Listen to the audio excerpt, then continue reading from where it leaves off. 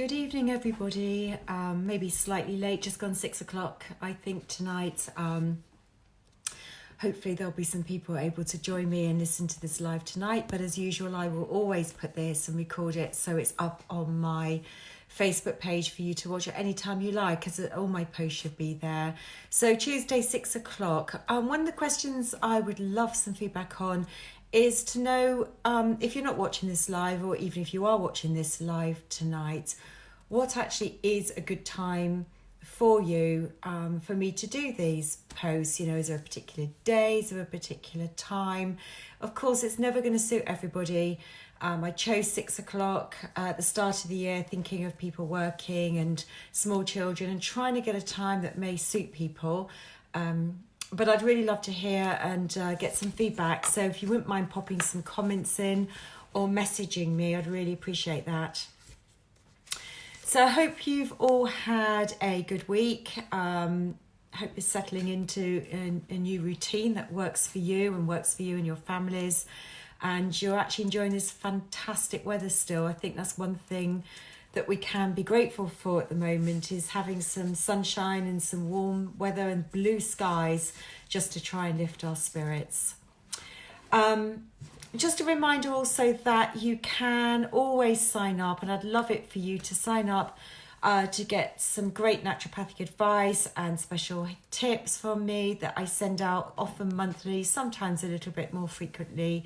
Recipes, advice, and special offers. I had a newsletter that went out last week with all of those in. So if you would like to receive that, then please message me or email me, caroline@patentprinciples.com, if you'd like to go on my mailing list with your email address. So tonight, I know that stress and anxiety is still a problem for some people, but this can be an ongoing problem for people all of the time, and that's around the topic of sleep. You know, how do we get a good night's sleep? What is a good night's sleep? And for some people, the problem is getting to sleep. And for other people, getting to sleep is not a problem at all. But then the problem occurs with waking in the night and then being unable to get back to sleep again, or have huge difficulty getting back to sleep again. That I definitely fall into the latter category sometimes, but not always. Other people, though, it's that difficulty and being wired in the evenings and having difficulty getting back to sleep again. So I've come up with 7 again. It seems to be a common theme of mine, but tonight again, it's 7 ways. It's 7 sort of categories and thoughts and tips that I find really useful for me and helpful for clients to help them try and achieve a better night's sleep overall. And it's not just the getting to sleep and whether you wake or not, but it's also to do with the quality of the sleep and whether you wake feeling refreshed as well. So let's move on then. And actually, how many hours sleep do we need? Well, there has been a lot of research. There's always a lot of research on this subject.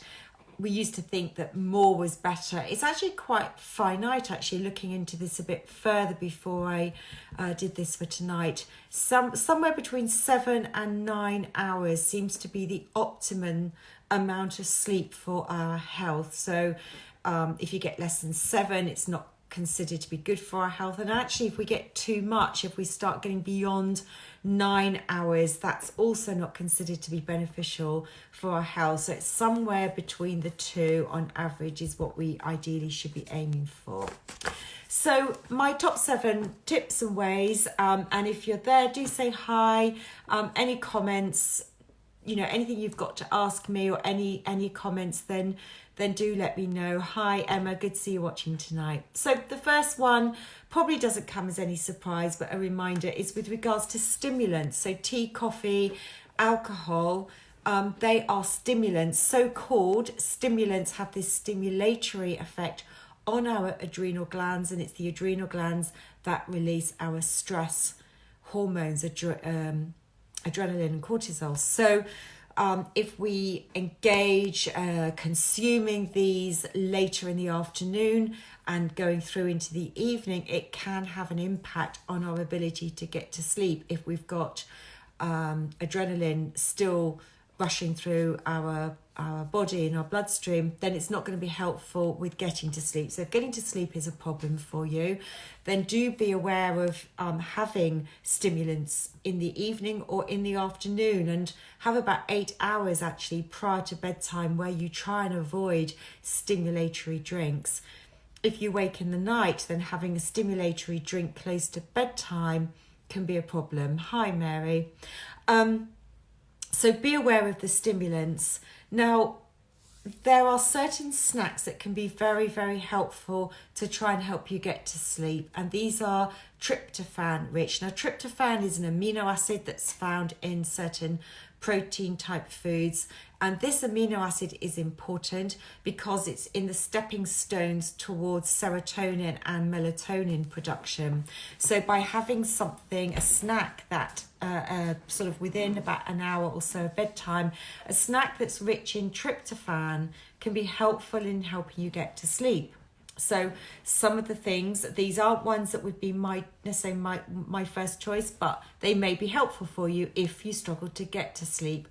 I will come on to the next point, which is with regards to waking in the night, which could be slightly different advice. So you need to think about whether it's more of a problem getting to sleep, or is your problem staying asleep in the middle of the night. But if it's getting to sleep, then tryptophan rich snacks could be the way to go. Something small, nothing in excess, and about an hour before bedtime. So a glass of milk, anything dairy related, again, it's not my first choice, but anything dairy related is rich in tryptophan. So some people, that's why the drink of Horlicks, people would say, oh, I'm going to have a drink of Horlicks before bedtime, probably more linked to the milk than actually the Horlicks that was having the beneficial effect. So, some people find a glass of milk can be helpful. A banana is actually quite rich in tryptophan, and I'll come on to why that may not be helpful if you wake in the night, but for getting to sleep, a small banana may actually do the trick. Cottage cheese on an oat cake, that could be good. You've got the dairy there, and in combination with the oat cakes can be quite helpful.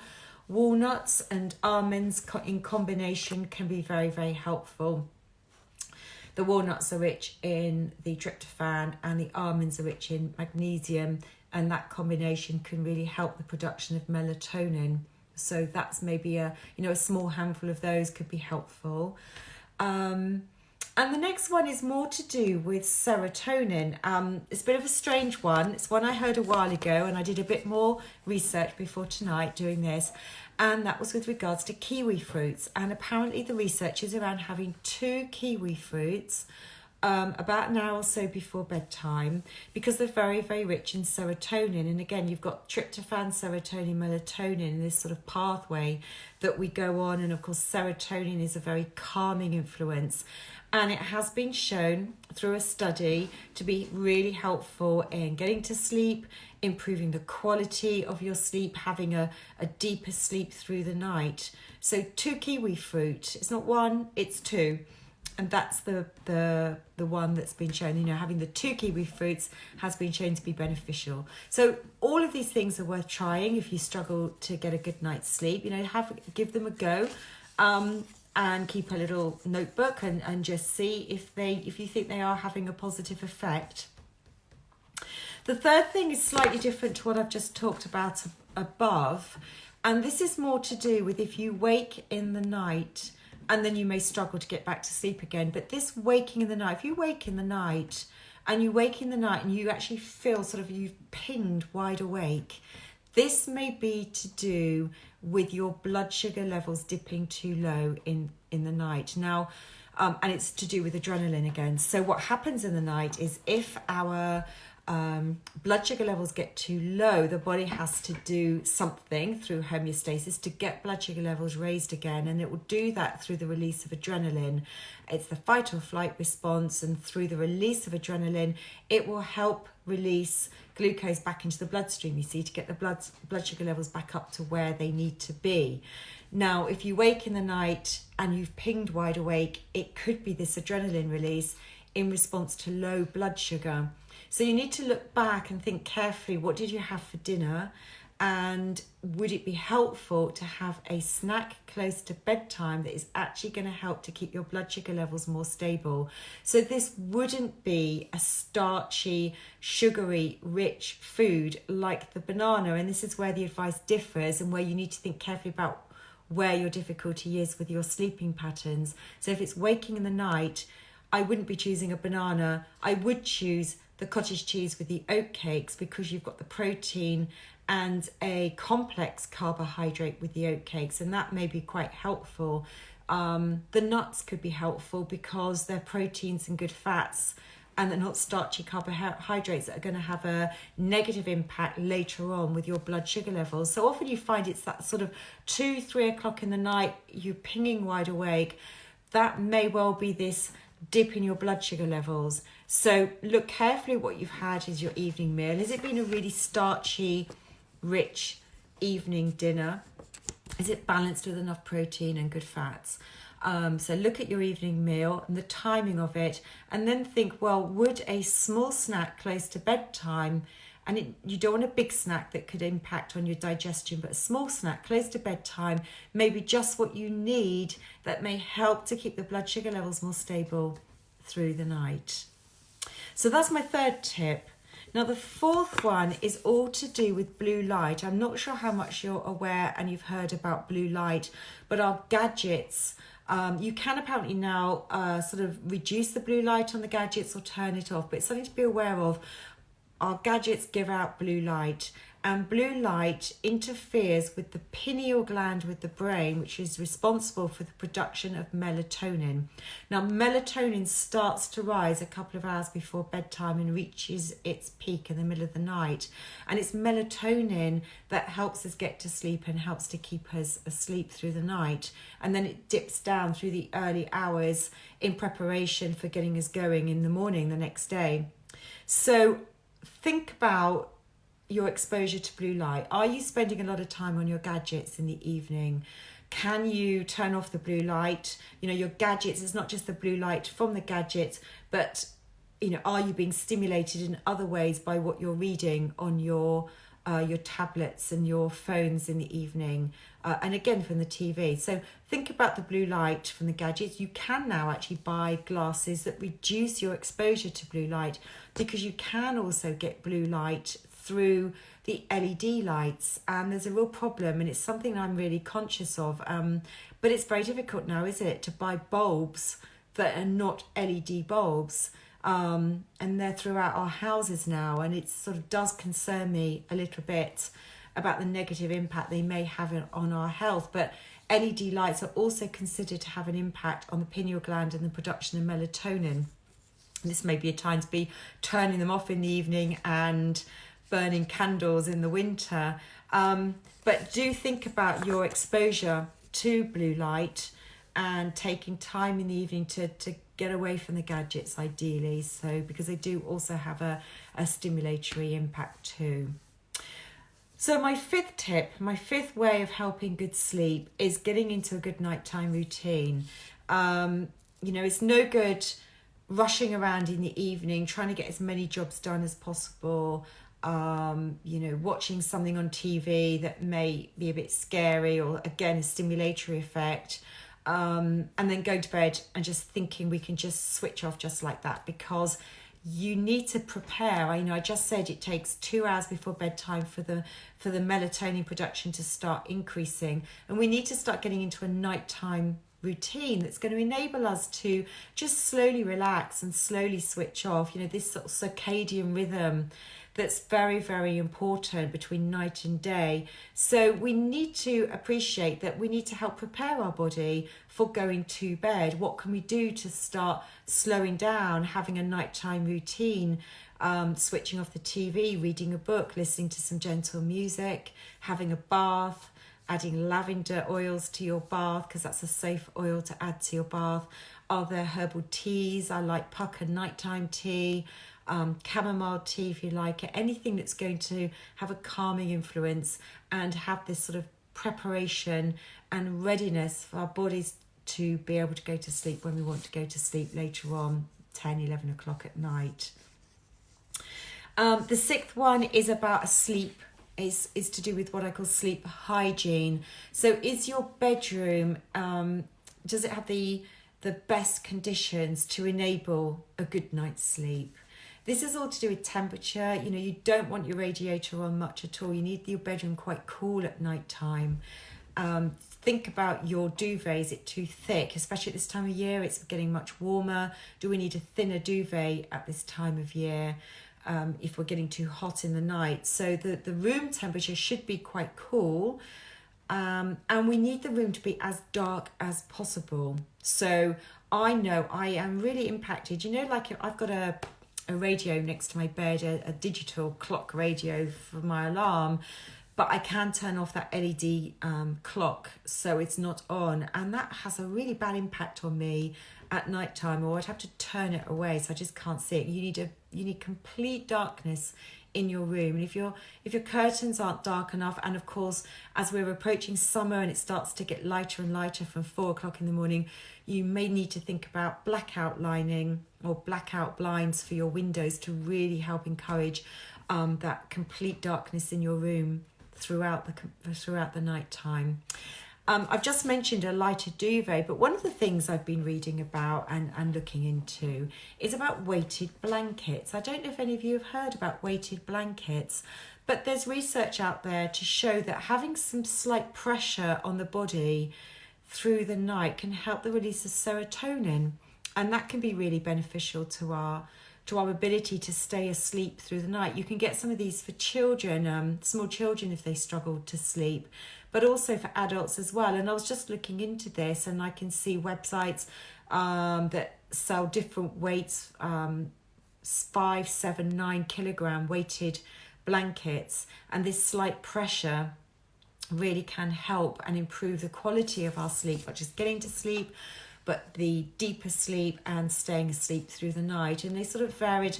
There's some lower price ones, but sort of on average are probably about £100 to invest in one of these. That's probably for a single version for one of these. But these weighted blankets are probably worth looking into if sleep is a problem for you. And the final one I wanted to talk about, and I think this is actually really helpful, it's something I use if I wake in the night. And if I wake in the night, and I find for many of us, it's when we start to think about all the things we need to do, or we start to think and worry about things that when we wake up in the morning, they're not actually a worry, they're just things we need to get on with. But when we wake in the night, we can become a bit anxious about it. Everything seems 10 times worse, doesn't it, when we're asleep? So what do I do? What sort of practices do I put in place or encourage my other clients to think about? Well, the first thing is deep breathing. I've spoken about deep breathing, how we can use deep breathing to help reduce the fight or flight, help to move us from this fight or flight sympathetic into the parasympathetic, into the calming state of mind. So I would just very simply think about some deep breathing, and I focus on the deep breathing to try, and I focus on the fact that I'm breathing in and I'm breathing out to try and discourage the thought patterns that are going through my head at that time. So that's one thing that I will attempt to do. The second thing I do is with regards to tapping. Now I had a lovely lady called Aisling Hamilton, and we did a Zoom call and we did some tapping routines on the call a few weeks ago. And you don't even need to sort of practice the sort of in-depth, this sort of tapping routine that you need to go through. But you can very simply maybe do a bit of this, or just think it and think about where you might be doing the tapping. And you may come up with some positive affirmations that you can just say, don't you say them out loud, but you can just say while you're trying to get back to sleep that, whilst I'm sleeping, my subconscious will sort this problem out for me. It could be a very simple thing you can say. Whilst I'm sleeping, my subconscious will sort it out for me, sort this problem out. And actually, that is very much what does happen. Our subconscious is what clears things out and solves a lot of problems, which is why when we wake up in the morning, things that perhaps may have been troubling us, we've got a way through, we can see some resolution. So do look into some simple tapping techniques, because the tapping helps to rewire the brain, the deep breathing helps to calm things down. And I think these are very valuable things to do. Visualization can be something useful. visualizing something that's very calming to you, a sort of happy place for you to go, is also helpful. I would discourage, other than just popping to the toilet, but I would discourage that sort of getting up, making a cup of tea. I would actually try and stay in bed and try and be as relaxed as possible, because I actually think that's more beneficial than the getting up and making yourself even more awake. So I hope those are my 7 tips. I hope that something will resonate for you, that you'll find something new, useful for you to try. Do give me some feedback and let me know if there's anything that you feel will be helpful for you, or you have found helpful that you've tried, because your feedback and your comments are helpful for other people that may be watching this later on. And thank you for joining me tonight, and for watching at any other time that you may watch in the coming week. I'll be back next week on my Principles of Good Health series with another topic for you. So thanks for joining me. Hope you have a great week. Stay safe, stay calm, and see you next week. Bye.